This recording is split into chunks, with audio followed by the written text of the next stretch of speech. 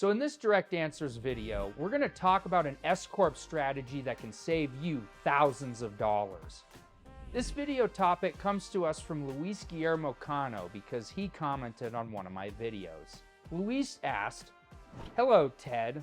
Can an S-Corp be the owner of an LLC or another S-Corp?" So the answer here is yes, if you meet some of these requirements. An S-Corp can be the owner of another S-Corp as long as that S-Corp qualifies as a Q-Sub. Well, what is a Q-Sub, you might ask?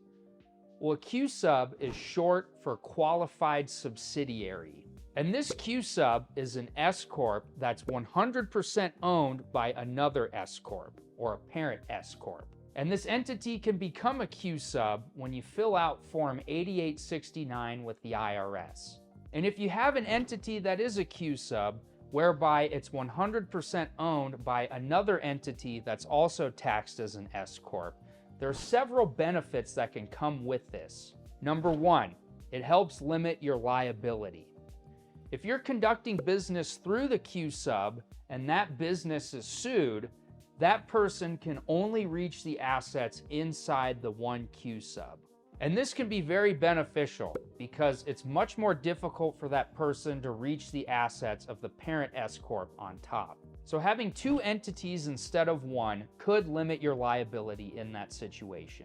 Number two, you can save thousands of dollars on payroll taxes. And the benefit here is that if you use a Q-Sub to run payroll for all the other entities in the structure, including the parent S-Corp, you can save thousands of dollars on payroll taxes.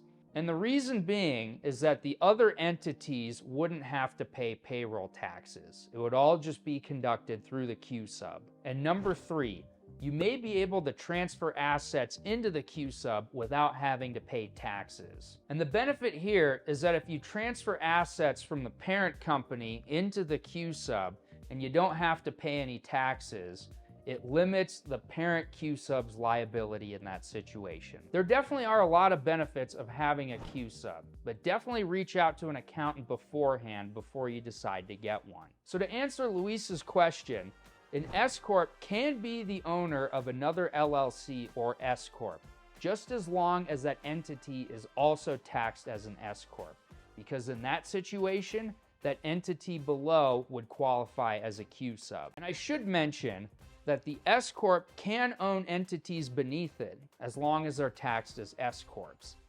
But if the S-Corp is owned by another entity that's not taxed as an S-Corp, that can't happen. So in short, as long as the S-Corp entity is on top, you should be good to go.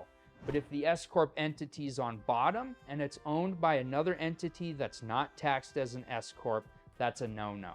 Now, this may be a little bit complex, but if you have a Q-Sub entity, it could be right depending on your specific situation, but definitely reach out to an accountant beforehand. I also have a new book called The 5 Tricks to Teach Your Kids About Money.